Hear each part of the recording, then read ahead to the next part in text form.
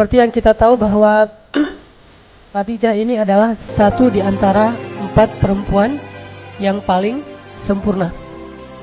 Karena di muka bumi itu perempuan yang sempurna cuma ada 4. Kalau laki-laki yang sempurna itu banyak, yaitu para rasul dan anbiya. Sampai Nabi mengatakan kamula minar rijali katsir. Banyak laki-laki yang sempurna. Walam yakmul minan nisa illa arba'ah. Tidak ada yang sempurna dari kalangan perempuan kecuali 4. Dan 4 ini kalau kita urutkan secara zaman, maka yang pertama siapa? Asiyah imra'atu Fir'aun. Kalau zamannya ya. Kemudian Maryam binti Imran. Kemudian Khadijah binti Khuwailid. Dan yang keempat adalah Fatimah binti Rasulullah SAW. Jadi kalau kita pengen mendidik anak kita menjadi seorang perempuan yang ideal, perempuan yang solehah, maka 4 ini wajib menjadi kurikulum pendidikan tarbiyah anak-anak perempuan kita. Dan pada malam ini kita akan membahas salah satu di antara 4 yang sempurna ini. Dan menurut saya dari 4 ini Khadijah ini luar biasa. Kalau saya secara pribadi mengurutkannya, pertama Maryam, kedua Khadijah, ketiga Fatimah, keempat Asiyah. Kenapa Maryam pertama? Karena memang Maryam ini diperdebatkan oleh para ulama. Kira-kira Maryam itu nabi atau bukan? Kalau 3 yang terakhir ini tidak diperdebatkan. Sepakat para ulama mereka bukan nabi tapi solehah gitu. Sedangkan Maryam, sebagian ulama mengatakan Maryam itu nabi, satu-satunya nabi dari kalangan perempuan. Tapi jumhur ulama mengatakan bukan nabi, orang soleh, tetapi sederajat dengan nabi. Ini artinya bahwa membahas tentang perempuan-perempuan 4 ini luar biasa. Enggak akan pernah habis teladan yang bisa kita ambil dari mereka semua. Bagaimana dengan Aisyah? Kenapa Aisyah tidak termasuk di antara 4 yang sempurna? Selain memang Aisyah punya keistimewaan tersendiri, tetapi nanti kita akan tahu jawabannya. Kenapa Aisyah tidak masuk bersama Khadijah di antara orang-orang yang sempurna? Walaupun Aisyah memiliki keistimewaan yang juga tidak kalah banyak. Bahkan termasuk salah satu perempuan yang paling dicintai Rasulullah SAW. Kita bicara tentang Ibunda Khadijah. Bagi saya ibunda saya itu adalah semua istri Rasulullah, Khadijah, Aisyah dan seterusnya. Kalau kita pengen tahu bagaimana nuansa cinta dalam rumah tangga Rasul dengan Khadijah, cukup kita tahu gimana dalamnya cinta Rasulullah kepada Khadijah. Itu bukti bahwa Khadijah ini benar-benar berhasil membaiatkan cintanya kepada Rasul. Ini sekarang kita bahas beberapa contoh kasus bentuk dalamnya cinta Rasulullah kepada Khadijah. Rasulullah itu diberikan 9 bidadari pengganti Khadijah, itu enggak ada satupun yang bisa menggantikan Khadijah. Kalaupun 9-9-nya itu bersatu untuk beramal soleh, berbuat baik, mencintai Rasulullah setulus hati mereka, sama sekali tidak bisa menggantikan perasaan tentang Khadijah di dalam hati Rasulullah SAW. Itu dalam banget tuh. Cinta Rasul kepada Khadijah tuh sangat-sangat dalam, melebihi cinta beliau kepada Aisyah. Dan begitulah hati laki-laki. Hati laki-laki itu Allah jadikan tidak mungkin bertemu 2 cinta secara persis sama dalam hatinya, enggak ada. Makanya Allah mengatakan walan tastati'u an ta'dilu bainan nisa'i walau harastum. Kalian enggak bisa untuk benar-benar adil kepada perempuan walaupun kalian mengusahakannya. Adil dalam ayat ini adalah adil perasaan. Sedangkan di awal surat An-Nisa Allah mengatakan wa in khiftum alla ta'dilu fawahidatan. Kalau kalian khawatir tidak bisa adil, maka satu, adil di dalam ayat itu adalah adil nafkah. Ini kalau kita bahas di fikih, ada 2 kali Allah menyebutkan adil di surat An-Nisa. Pertama di awalnya, kedua di tengahnya, yaitu di juz kelima. Adil yang pertama itu artinya adil nafkah. Sedangkan adil yang kedua itu adil perasaan. Nafkah bisa adil, perasaan tidak. Dan Rasulullah tetap nggak bisa adil dalam perasaan beliau terhadap istri beliau. Dan yang paling benar-benar beliau cintai dan dalam terasa di hati beliau adalah Khadijah. Pertanyaannya, apa yang dilakukan Khadijah sehingga bisa memenangkan hati seorang hamba yang paling dicintai Allah, Rasulullah SAW? Ini yang harus kita cari tahu, terutama bagi ibu-ibu, gimana memenangkan hati suami. Walaupun mungkin secara fisik Khadijah usianya udah 60 tahun ketika meninggal, 65 tahun. Atau ketika menikah dengan Rasulullah 40 tahun. Sementara Aisyah 9 tahun, 11 tahun, 10 tahun di masa-masa awal menikah dengan Rasulullah. Masih muda sekali. Hafsah 17 tahun. Sofiyah 19 tahun, Maria 22 tahun, muda-muda nih. Tetapi enggak ada yang bisa mengalahkan Khadijah dalam urusan menguasai hati Rasulullah Shallallahu Alaihi Wasallam. Rasulullah itu dalam banget cintanya kepada Khadijah. Nih, salah satunya nih. Pernah Rasulullah Shallallahu Alaihi Wasallam ketika beliau sedang duduk bersama Aisyah nih, lagi berduaan sama Aisyah, tiba-tiba ada yang ngetuk pintu. Dan terdengarlah suara sepupunya Khadijah yang datang bertamu ke rumah Rasul. Tapi gaya ngomongnya tuh mirip Khadijah. Karena dia sepupu mungkin punya gaya ngomong yang sama gitu. Gaya ngomongnya mirip, suaranya mirip. Sehingga ketika mendengar tok-tok Assalamualaikum dari sepupunya Khadijah, Rasul langsung terperanjat dan langsung ke pintu, membukakan pintu untuk tamu beliau. Yang beliau menghormatinya, memuliakannya. Sebagaimana beliau sangat mencintai dan menghormati Khadijah. Sehingga diberikan semua jamuan-jamuan yang terbaik yang dimiliki oleh Rasul untuk sepupu Khadijah. Aisyah ngelihat itu, Rasulullah kalau ke Khadijah, jangankan Khadijahnya, sepupunya yang datang, itu Rasulullah tuh bahagia banget. Ini sepupu Khadijah, bangga gitu. Dilihat lagi oleh Aisyah, karena keseringan kayak gini, Aisyah lama-lama jadi cemburu tuh. Akhirnya Aisyah bilang apa? Khadijah, dalam tanda seru gitu. Kalau bahasa kita, Khadijah lagi gitu ya. Kalau bahasa orang Arab, Khadijah kata Aisyah. Ya Rasulullah, kata Aisyah karena cemburu. Kenapa engkau tidak pernah bisa melupakan perempuan tua itu? Kata Aisyah, kenapa engkau nggak pernah bisa ngelupain perempuan yang udah berumur itu? Langsung Rasulullah dalam keadaan tidak senang. Beliau kemudian wajahnya memerah dan mengatakan, ya Aisyah, demi Allah aku tidak akan pernah bisa melupakan Khadijah sampai akhir hayatku. Sesungguhnya dia telah masuk dalam hatiku sedalam-dalamnya dan tidak akan pernah aku lupakan cintanya kepada Khadijah. Terus Rasulullah bilang, dia beriman kepadaku ketika orang lain kufur. Dia memberikan hartanya kepadaku ketika yang lain memegang erat harta-harta mereka. Dia membantuku dalam dakwah dan menemaniku ketika yang lain meninggalkanku dan seterusnya. Dan salah satunya dia memberikan kepadaku anak-anak ketika yang lain tidak memberikan anak. Jadi dari Khadijah Rasulullah punya anak berapa? Ayo coba kita hitung. Anak yang pertama namanya Qasim. Makanya Rasulullah dikenal juga dengan panggilan Abu Qasim. Kemudian yang kedua Zainab. Kemudian yang ketiga Ruqayyah, Ummu Kulsum, kemudian Abdullah, kemudian Fatimah. Sedangkan dari yang lain cuma ada satu nanti Ibrahim, kalau nggak salah dari Maria, tapi juga sama meninggal di masa masih kecil. Oke, artinya Khadijah itu sangat dicintai oleh Rasulullah sehingga Rasulullah marah ketika Aisyah menghina Khadijah di depan Rasulullah. Dan marahnya Rasulullah itu adalah sunnah. Jadi kita harus tahu bahwa Rasulullah itu marahnya kapan, senangnya kapan, memaafkannya kapan, membalasnya kapan, semua yang dilakukan Rasulullah itu adalah sunnah. Jadi jangan hanya ucapannya yang dianggap sebagai sunnah. Sikap Nabi itu sunnah, dan marahnya Rasul ketika Aisyah menghina Khadijah itu marah yang paling baik. Posisi marah yang paling ideal itu di situ tuh. Tetapi dengan cara tidak mencela, tidak menyakiti, tidak menzalimi istri, tetapi di situ suami marah. Sehingga ketika misalnya ada orang lain yang menghina istri kita, atau ada saudara kita menghina istri kita, atau teman kita menghina istri kita, maka di situ marahnya kita itu ikut sunnah Nabi. Tetapi dengan syarat marah yang beretika, tidak mencela, tidak menyakiti, tidak menzalimi hak-hak orang lain.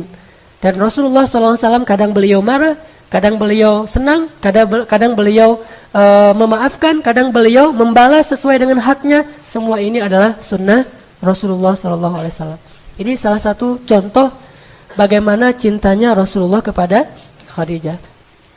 Ada lagi yang luar biasa. Ketika terjadi Fathu Makkah, apa arti Fathu Makkah? Ada orang bilang penaklukan kota Makkah, bukan. Pembebasan kota Makkah, karena Rasulullah tidak menaklukkan siapa-siapa. Pembebasan kota Makkah. Ketika terjadi pembebasan kota Makkah, Fathu Makkah, itu semua sahabat itu pulang ke rumah-rumah mereka masing-masing. Sahabat Muhajirin, Utsman pulang ke rumahnya, Umar pulang ke rumahnya, Abu Bakar pulang ke rumahnya, bahkan Ali juga pulang ke rumahnya. Tapi Rasulullah tidak pulang ke rumahnya yang ada di Makkah. Kemana beliau pergi? Beliau pergi jauh ke Ma'la, dan kemudian beliau membuat tenda persis di sebelah makamnya Khadijah.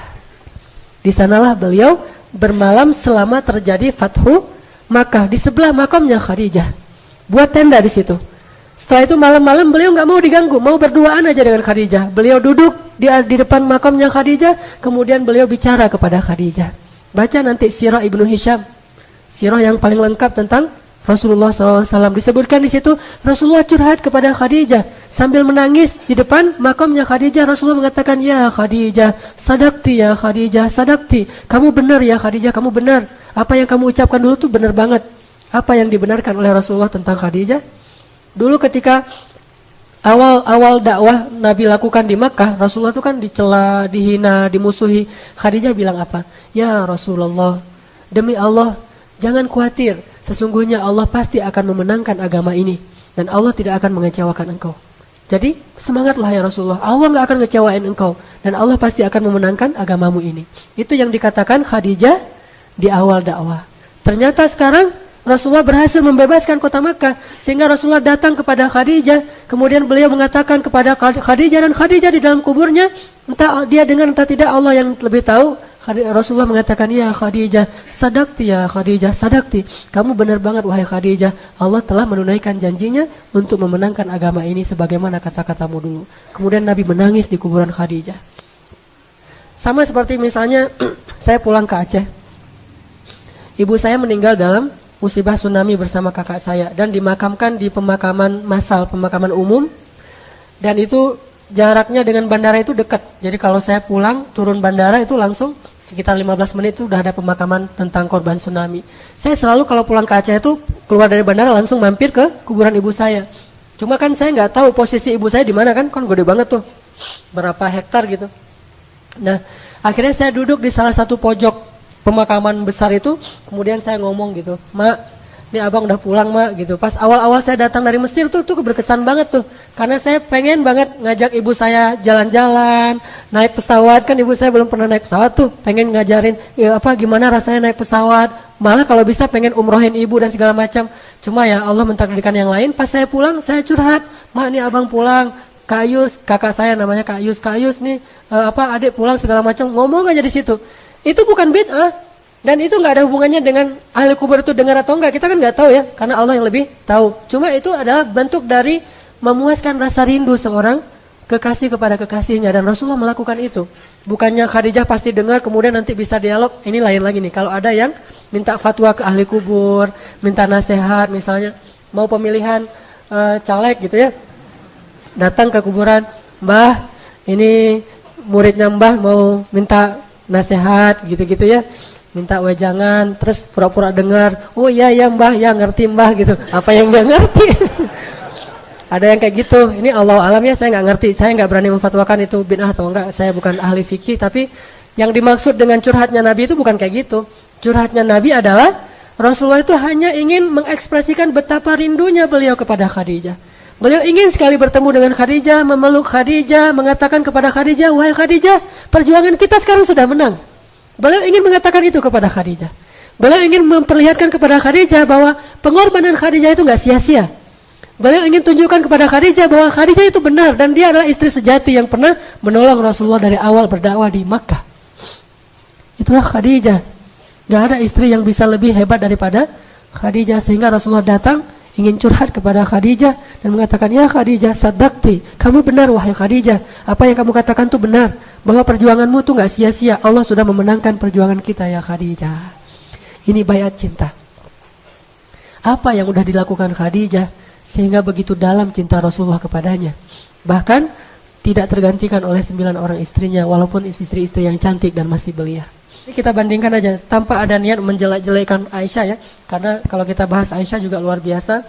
Tapi kita bandingkan misalnya Rasulullah pernah pulang ke rumah Aisyah dalam keadaan lelah, capek, habis berdakwah, habis berjihad.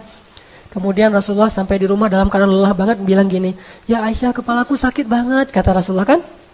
Apa kata Aisyah? "Kepalaku juga," gitu.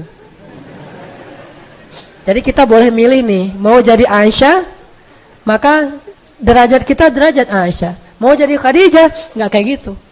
Ketika Rasulullah datang kepada Aisyah, "Ya Aisyah, kepalaku sakit banget, pengen dipijitin," gitu ya. Kata Aisyah, "Kepalaku juga nih," manja.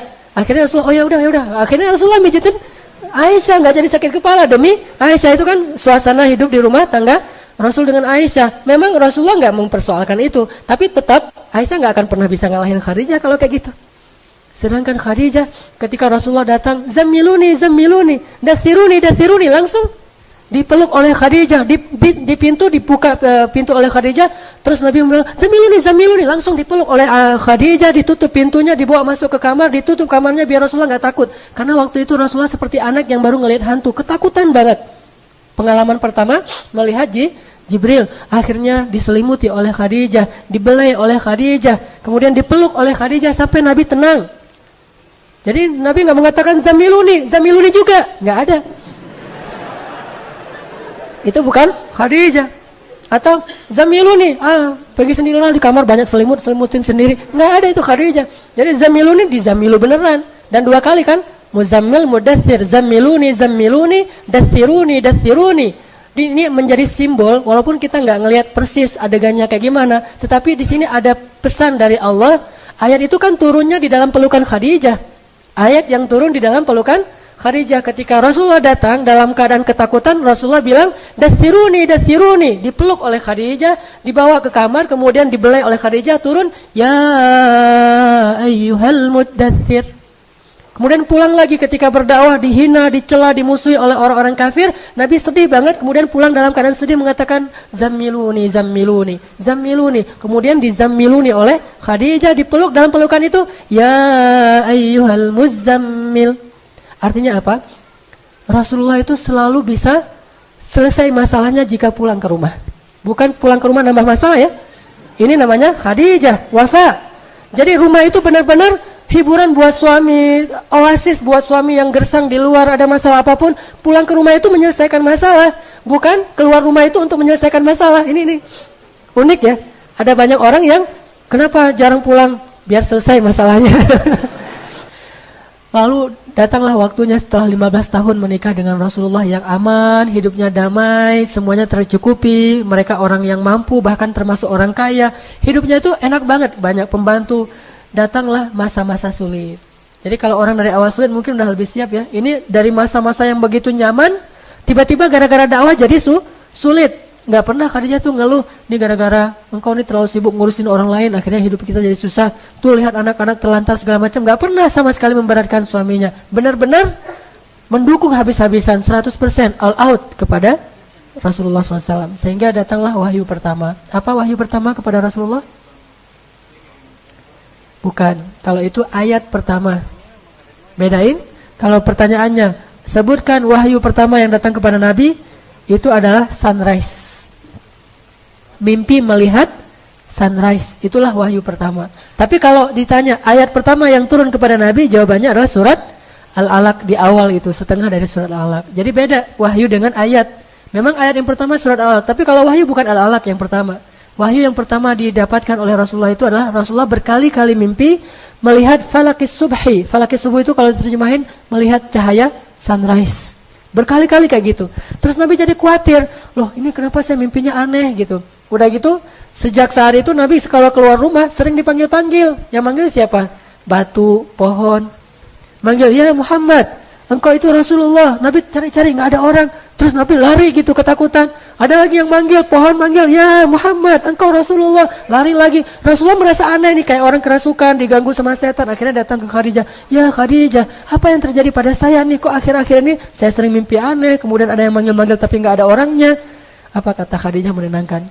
Wahai suamiku, gak usah khawatir, jangan sedih. Karena sesungguhnya Allah nggak mungkin menyakitimu, karena engkau orang yang baik. Engkau orang yang menyantuni anak yatim. Engkau orang yang membantu fakir miskin. Engkau orang yang menjamu para tamu. Engkau orang yang menyelesaikan urusan banyak orang. Engkau orang yang baik ya, suamiku Muhammad. Dan namamu juga orang yang terpuji. Allah gak akan mungkin menyakitimu. Jadi itu pasti bukan gangguan setan. Pasti itu adalah pertanda baik dari Allah. Khadijah, cerdas, punya ilmu. Padahal dia belum tahu Islam, tapi udah bisa memberikan banyak sekali dukungan dan motivasi bagi suaminya. Sejak saat itu Nabi mulai berpikir untuk menyendiri. Dari wahyu pertama Nabi bilang, ya Khadijah, boleh nggak kalau misalnya saya sekarang lebih banyak ke Gua Hira untuk bertafakur. Namanya tahanus. Ini siapa yang bunyi nih? Yang ini Asus. Oh biarin. Rasulullah bilang ke Khadijah, ya Khadijah, boleh nggak kalau sekarang saya mungkin lebih banyak bertafakur di Gua Hira. Kata Khadijah, nggak apa-apa. Kenapa suamiku? Apa yang kau butuhkan? Saya butuh menyendiri, bertafakur apa yang terjadi dan apa yang harus saya lakukan. Akhirnya Khadijah buru-buru mempersiapkan bekal untuk suami. Bayangkan dukungan Khadijah. Disiapin roti, kemudian gandum segala macam disiapin, bekal-bekal Rasulullah selimut. Setelah dibekalin, akhirnya Rasulullah naik ke Gua Hira. Berapa lama? Berminggu-minggu di Gua Hira. Ngapain? Tahanus, tafakkur. Ini apa yang terjadi? Bagaimana memperbaiki bangsa ini dan seterusnya. Itulah pemikiran seorang laki-laki. Dia mikirin solusi untuk umat, bukan cuma mikirin diri sendiri dan keluarga, mikirin nih umat kita nih lagi krisis nih, banyak yang terzalimi, umat kita jauh dari agama, terus gimana? Kalau bahasa teman-teman tabligh itu punya fikir gitu. Dia selalu punya fikir untuk umat, bukan cuma punya fikir untuk diri sendiri dan keluarganya. Nah, inilah rijal, laki-laki sejati. Dan Khadijah mendukung, memberikan bekal, akhirnya naiklah ke Gua Hira. Kalau bahasa sekarang, Rasulullah terhanus ke Gua Hira itu bahasa sekarangnya tuh suami-suami kita tuh rajin ke taklim. Ngapain sih taklim seminggu sampai 3 kali gitu ya? Itu lagi tafakkur, belajar dulu. Karena dengan belajar akhirnya dia bisa berbuat lebih untuk umatnya, untuk bangsanya, untuk negaranya, untuk kaum muslimin. Sehingga dia datang ke Gua Hira yang bernama Al-Latif misalnya. Kalau itu kan Gua Hira. Ini Al-Latif Gua Hira-nya anak-anak muda Bandung. Insyaallah ya.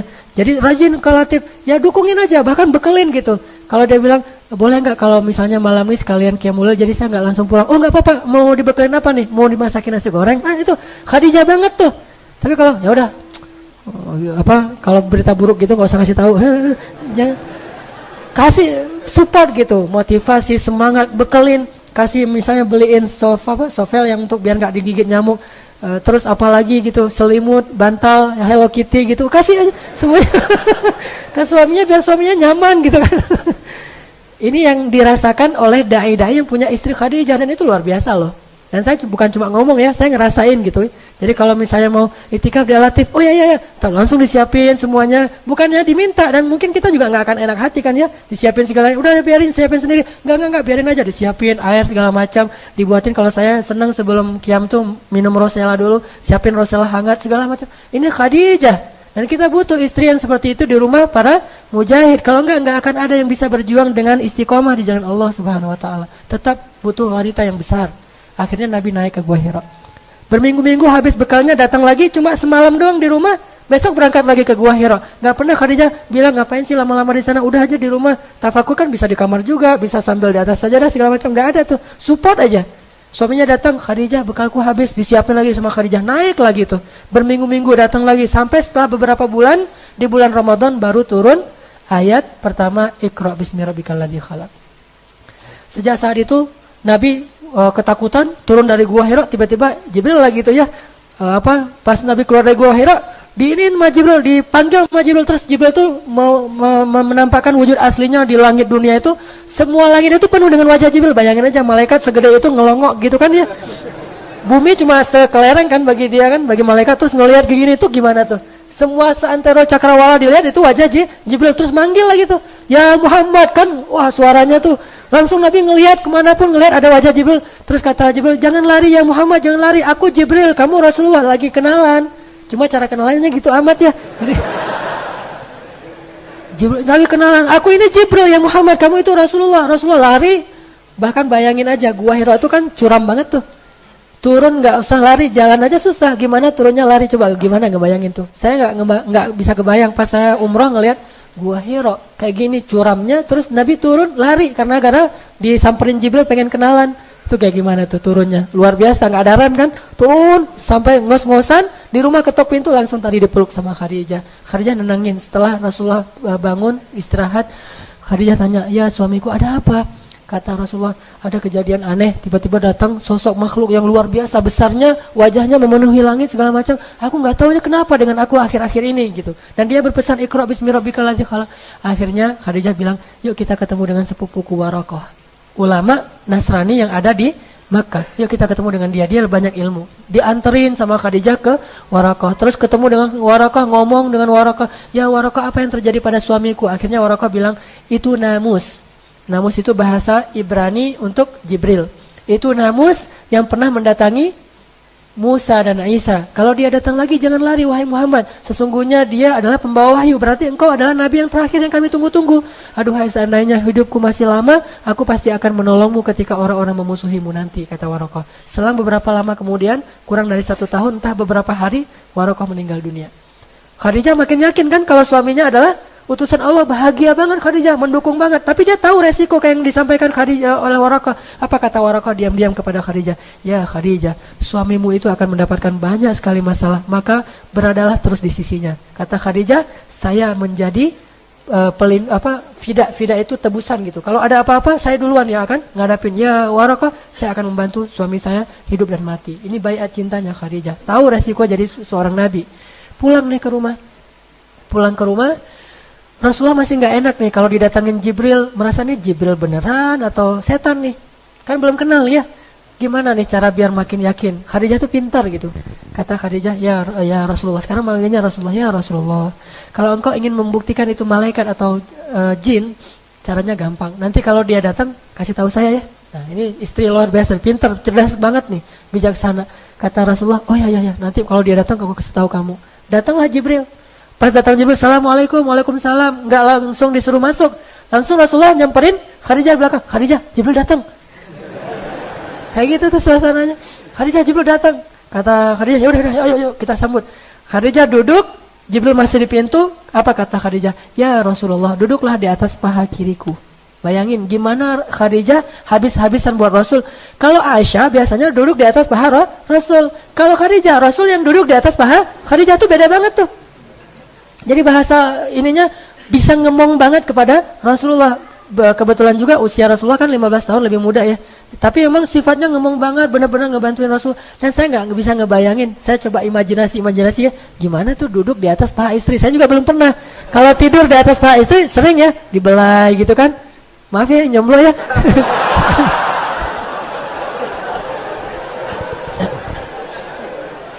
Pulang dari Al-Latif, udah ngomong dua sesi taklim, sesi tarbiyah, capek banget pulang, mau tidur di atas, paha istri dibelah-belah gitu, itu enak banget loh. Tiba-tiba bangun udah azan subuh kan luar biasa tuh. Rasulullah duduk di atas paha Khadijah, di atas paha kirinya. Khadijah bilang duduklah di atas paha kiriku ya Rasulullah. Rasulullah duduk, kemudian Khadijah nanya, apakah engkau masih bisa ngelihat Jibril? Kata Rasulullah masih bisa ya Khadijah. Kalau gitu coba pindah ke paha kanan. Ini dalam hadisnya kayak gitu. Akhirnya Nabi pindah lagi ke paha kanannya Khadijah, dipeluk sama Khadijah. Masih ngelihat nggak Jibrilnya? Masih. Kalau gitu coba ke belakang saya. Rasulullah ke belakang meluk Khadijah dari belakang, kan keren banget tuh ya. Meluk dari belakang kayak orang lagi ngapain gitu kan. Udah gitu Khadijah nanya, ya Rasul masih ngelihat Jibril nggak? Masih. Akhirnya Khadijah pura-pura mau membuka cadar dan jilbabnya. Pas dia mau membuka itu Rasulullah tanya, ya Rasulullah masih ngelihat Jibril? Kata Rasulullah, udah nggak ngelihat, Jibril udah pergi. Kata Khadijah, kalau gitu dia benar-benar malaikat. Kenapa? Malaikat nggak mau melihat aurat. Malaikat tidak mau melihat aurat. Kalau dia masih ngelihat, melototin lagi, itu jin banget tuh.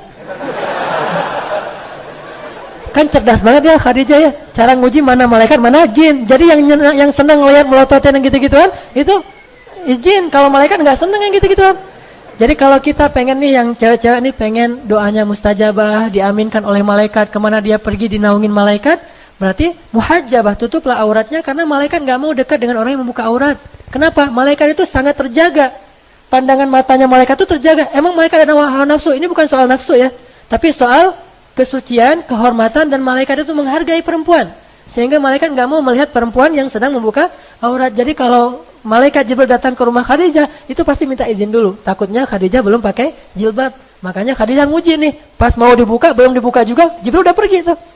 Ya Rasulullah masih melihat? Enggak, berarti dia Jibril malaikat, bukan jin. Makin mantap tuh Rasulullah. Oh ya, kalau gitu berarti saya benar-benar Rasul nih. Kan tadi ragu tuh. Rasul beneran enggak sih? Apalagi setelah dapat ayat pertama Al-Alaq, 6 bulan itu enggak ada wahyu. Nah dalam 6 bulan itu kan Nabi jadi ragu lagi. Jangan-jangan saya enggak jadi Nabi nih, dibatalin gitu kan. Khadijah terus 6 bulan. Jadi awal-awal masa Nabi beradaptasi dengan status baru sebagai Rasulullah, Khadijah itu benar-benar ngedukung Rasul. Ditambah lagi ketika turun ayat, sekarang berdakwahlah secara terang-terangan. Mulailah episode-episode yang sulit. Mulai dicela, mulai dimusuhi, mulai habis-habisan. Ketika Rasulullah pulang dalam keadaan wajahnya berlumuran kotoran, bajunya banyak kotoran, Rasulullah pulang ke rumah, Khadijah sambil menitikkan air mata, sambil membersihkan kotoran di tubuh Rasulullah. Tapi terus ngasih motivasi, tapi nangis gitu, karena sedih suaminya diperlakukan kayak gitu. Dan yang paling membuat saya merasa sedih itu adalah ketika Rasulullah SAW itu imbas dari dakwah beliau itu sampai kepada anak-anak beliau yang perempuan, putri-putrinya. Saya nggak bisa ngebayangin tuh kalau putri saya diperlakukan kayak gitu gara-gara dakwah saya. Itu luar biasa. Siapa putrinya yang diperlakukan kayak gitu? Ruqayyah dan Ummu Kulsum. Ruqayyah dan Ummu Kulsum dinikahkan dengan putranya Abu Lahab. Berarti sepupuan ya. Nikah dengan sepupunya. Abu Lahab nggak beriman kepada Rasulullah. Sehingga gara-gara Abu Lahab benci sama Rasulullah, apalagi setelah berdakwah, Abu Lahab menyuruh anak-anaknya untuk menceraikan istri mereka, yaitu anak Rasulullah. Diceraikannya tuh bukan dengan cara yang biasa, diceraikan dengan cara yang hina banget. Diusir dari rumah, disuruh pulang ke orang tuanya sambil dimaki-maki gitu. Sehingga akhirnya datanglah Ruqayyah ke rumah Khadijah. Ibu gitu nangis, kenapa nak, kenapa? Suamiku menceraikanku, mertuaku marahin aku, mereka mencela aku segala macam. Katanya aku anak seorang pendusta segala macam. Nangis habis-habisan di depan Khadijah, dipeluk oleh Khadijah. Terus Khadijah bilang, sabar ya, jangan sampai kita membuat ayah kita susah gara-gara kamu dalam kasus ini. Enggak dikasih tahu kepada Rasulullah. Sampai akhirnya Rasulullah tahu sendiri dari keluarga Abu Lahab, saking menjaganya perasaan Rasulullah. Jangan sampai concern Rasulullah di dakwah itu terganggu oleh masalah anaknya. Bukan justru bilang ke Rasulullah, lihat tuh anak kita tuh jadi imbas gara-gara kerjaan kamu. Enggak, justru disuruh sabar anaknya, jangan ngeluh ya, kita harus dukung ayah kita gitu. Terus aja. Enggak lama kemudian hari kedua datang lagi Ummu Kulsum, sama juga statusnya, dicerai oleh suaminya, nangis-nangis. Khadijah menghibur lagi, sama sekali enggak menyalahkan suaminya Rasulullah yang sedang berdakwah. Sampai akhirnya saking sedihnya Rasulullah anaknya diperlakukan kayak gitu, Nabi berdoa, ya Allah, utuslah serigalamu untuk anak-anaknya Abu Lahab. Itu sekali-kalinya Nabi berdoa itu dalam bentuk doa yang buruk. Dan itu terjadi. Akhirnya anak Abu Lahab itu matinya gimana? Dimakan serigala dalam satu perjalanan. Saking sedihnya Rasulullah ketika anaknya diperlakukan kayak gitu. Dan Rasulullah itu sering tersentuh kalau urusan perempuan.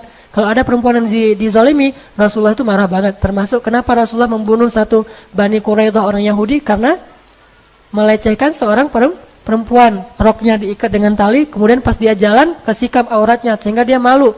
Lalu ketika dia malu disorakin rame-rame. Lalu ada laki-laki muslim yang membela dia, dibunuh sama pemuda Yahudi. Akhirnya Rasulullah marah udah. Kalau udah main perempuan, Rasulullah itu marah besar. Akhirnya mereka dikepung, nggak mau menyerahkan pembunuhnya, dan mereka pun diperangi. Sekitar 300 orang laki-laki Yahudi kemudian dibunuh oleh Rasulullah SAW. Gara-gara gak mau menyerahkan para pembunuh laki-laki tadi dan yang telah melecehkan perempuan Islam. Artinya bahwa Rasulullah itu sedih banget ketika anaknya digituin. Terjadi lagi nanti pemboikotan terhadap Rasulullah selama 3 tahun. Nah, ketika Rasulullah diboikot selama 3 tahun, Khadijah menemani Rasulullah. Dan sampai Khadijah habis hartanya membiayai berapa orang? Ada lebih dari 1.000 orang kaum muslimin Bani Hashim yang diboikot, siang malam ditanggung oleh Abu Bakar dan Khadijah, 2 orang ini. Sampai Abu Bakar jatuh miskin, sampai Khadijah jatuh miskin. Bayangin, ngebayarin pengungsi selama 3 tahun. Kan luar biasa tuh, pengungsinya banyak, setiap hari butuh air, dan air mahal di Mekah itu. Mereka bayar air aja udah habis uangnya, kayak kita beli aqua setiap hari tuh, lama-lama untuk satu masjid aja kayak gini nih, sekitar 500 orang. Kalau setiap hari itikaf di masjid kan lumayan tuh kan ya biayanya. Yang nanggung cuma 2 orang, 1 ikhwan, 1 akhwat. Selama 3 tahun coba bayangin kayak gimana tuh butuhnya. Nyembeli onta, selimut, orang-orang yang sakit segala macam, semuanya dibiayai oleh Khadijah dan Abu Bakar. Sampai setelah selesai pemboikotan 3 tahun, Khadijah wafat karena Khadijah sakit keras. Ada adegan yang mengharukan di situ. Dalam keadaan sakit keras, dalam keadaan meriang gitu, Khadijah masih mempersiapkan makanan untuk Rasulullah SAW. Nggak ada sama sekali istirahatnya. Dari sejak menikah, apalagi sejak berdakwah, itu nggak ada istirahatnya. Sampai Nabi bilang, Khadijah istirahat. Apa Khadijah? Ya Rasulullah, kata Khadijah, istirahat kita nanti di akhirat. Istirahat kita nanti di akhirat. Perjuangan banget, berdua nih berjuang habis-habisan. Kalau bisa disebut, Islam ini adalah hasil pengorbanan Abu Bakar dan Khadijah, selain Rasulullah pastinya. Islam itu yang kita sekarang nikmati ini adalah hasil perjuangan seorang perempuan yang luar biasa, Khadijah. Ya Rasulullah, istirahat kita nanti di akhirat. Dan benar-benar istirahatnya di akhirat. Gak ada istirahatnya, sakit pun meriang. Dan itu bukan sakit biasa, sakit menjelang wafat. Itu kan sakit yang paling parah tuh. Kalau kata Rasul, sakit yang tidak ada obat, sakit menjelang wafat. Itu nyiapin makanan. Sampai Allah sayang banget sama Khadijah, gak tega ngeliat Khadijah gitu. Akhirnya ngutus Jibril, ya Jibril turunlah untuk Khadijah. Turun Jibril untuk Khadijah. Apa kata Jibril? Assalamualaikum ya Rasulullah. Rasulullah baru datang. Kata Jibril, ya Rasulullah, tolong nanti kalau Khadijah datang bawa makanan, bilang ke Khadijah, Allah menitipkan salam untuk Khadijah. Allah sendiri yang nitipin salam buat Khadijah. Dan Jibril juga nitipin salamnya. Jangan lupa ya, Jibril nitipin salam tuh untuk Khadijah. Saking kagumnya Jibril kepada Khadijah, dia pengen nama dia juga disebutin. Jibril juga nitipin salam kepada Khadijah. Ya wahai Jibril. Kemudian Jibril pergi, datanglah Khadijah membawa makanan itu sambil gemetar gitu karena udah mau meninggal, udah sakit banget. Ditaruh di depan Rasulullah sambil tersenyum. Ya Rasulullah, makan Rasulullah, ada apa lagi? Terus melayani Rasulullah wafat. Udah gitu Rasulullah mengatakan, ya Khadijah, baru aja Jibril pulang. Ada apa ya Rasulullah? Kata Jibril, Allah menitipkan salam untukmu. Tahukah kita apa maknanya? Kalau Allah udah nitipin salam, itu tandanya dia mau kembali kepada Allah. Itu pertanda Allah udah kangen banget sama Khadijah dan pengen segera mengambil Khadijah ke sisinya. Allah nitipin salam kepadamu ya Khadijah. Jibril juga menitipkan salam langsung. Khadijah menangis. Menangis terharu dan sedih sekaligus. Terharu karena pengen ketemu Allah yang dia cintai, tapi sedih harus meninggalkan kekasihnya sendiri sementara perjuangan belum selesai. Coba gimana tuh? Perjuangan belum selesai tapi dia udah harus pergi karena usianya berselang 15 tahun. Dan ketika Khadijah wafat, Khadijah usianya 65 tahun udah gak bisa lagi menemani Rasulullah, udah selesai. Tugasnya Khadijah udah selesai sementara Nabi masih harus berjuang. Sehingga Khadijah nangis, ya Rasulullah kalau saya pergi gimana dengan engkau? Ya Rasulullah gimana dengan engkau? Melebihi sedihnya Abu Thalib ketika meninggal karena menyisakan anaknya yang belum selesai ponakannya yang belum selesai dakwah. Khadijah sedih banget karena harus pergi sebelum bisa menemani Rasulullah sampai di ujung perjalanan. Akhirnya berdua sedih, nggak jadi makan tuh. Nangis saja berdua sama Rasulullah. Ya Rasulullah gimana nih kalau saya meninggal sementara engkau masih sendiri? Rasulullah menghibur Khadijah. Lalu selang beberapa hari kemudian Khadijah meninggal dunia. Rasulullah sangat sedih di hari meninggalnya Khadijah. Diurus sendiri semuanya sampai ke kuburannya. Dan tahun itu Rasulullah benar-benar terpukul. Dikenallah tahun itu dengan nama Tahun Duka Cita. Meninggallah pejuang sejatinya Rasulullah SAW. Abu Thalib meninggal selang beberapa minggu kemudian meninggal yang paling dicintai Rasulullah yaitu Khadijah. Sementara Rasulullah masih punya bayi yang masih kecil banget dan insya Allah nanti suatu saat akan persis seperti Khadijah hiburan buat Rasulullah. Siapa dia? Fatimah. Itulah sebabnya Rasulullah nggak bisa ngelupain Khadijah banget sampai ketika Fatu Makkah Rasulullah mengatakan, ya Khadijah, perjuangan kita sudah berbuahkan hasil. Benar kata-katamu wahai Khadijah, engkau benar, Allah akan memberikan kemenangan bagi agama ini. Inilah wafatnya Khadijah kepada suaminya. Ibu-ibu belajar dan ajarkan ini kepada putri-putri kita. Istri yang sejati itu adalah istri yang bisa wafat habis-habisan buat suami. Gak ada pengecualian. Suami saya begini, gak ada pertanyaan kayak gitu. Terus saja. Karena kata Nabi apa? Siapa yang wafat kepada manusia, maka Allah wafat kepada dia. Apa wafatnya Allah kepada Khadijah? Kata Allah dalam hadis Jibril tadi saya lupa ngatain, bahwa Allah berpesan kepada Rasulullah, wahai Muhammad sampaikan kepada Khadijah, Allah sudah menyediakan untuk Khadijah ribuan istana di dalam surga, dan di dalam istana itu dia punya banyak pembantu sehingga tidak ada lagi rasa lelah dan letih di dalam istana itu.